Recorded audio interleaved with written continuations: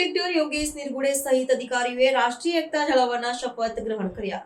ભારતના લોખંડી પુરુષ સરદાર વલ્લભભાઈ પટેલની જન્મજયંતિની ઉજવણીના ભાગરૂપે દાહોદ કલેક્ટર કચેરી ખાતે આજે રાષ્ટ્રીય એકતા શપથ દિવસનું આયોજન કરવામાં આવ્યું હતું. કેન્દ્ર સરકાર દ્વારા વર્ષ 2014થી સરદાર પટેલના જન્મદિવસને રાષ્ટ્રીય એકતા દિવસ તરીકે જાહેર કરવામાં આવ્યો છે, જે અંતર્ગત રાજ્યભરની સરકારી કચેરીઓ આ પર્વની ઉજવણી કરે છે.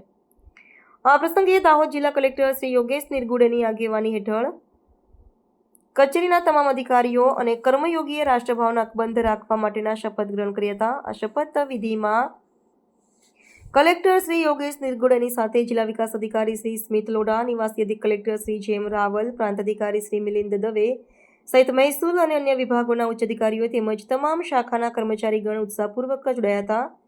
આ તમામ કર્મયોગીએ દેશની એકતા, અખંડિતતા અને સુરક્ષા જાળવવા માટે પોતાની જાતને સમર્પિત કરવાના શપથ લીધા હતા. સરકારી કર્મયોગીઓ દ્વારા લેવાયેલા શપથ રાષ્ટ્ર નિર્માણમાં તેમની પ્રતિબદ્ધતાને દર્શાવે છે. સમગ્ર દેશમાં સરદાર પટેલના વિરાટ યોગદાનને યાદ કરવા અને દેશની એકતાના સંદેશને વધુ બળ આપવાના હેતુથી આ શપથ ગ્રહણ કાર્યક્રમ યોજવામાં આવ્યો હતો.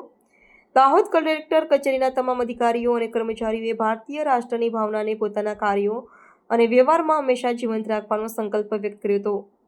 આ ઉજવણી થકી સરકારી તંત્રમાં રાષ્ટ્રીય એકતા પ્રત્યેની જાગૃતિ અને સમર્પણની લાગણી વધુ પ્રબળ બની છે.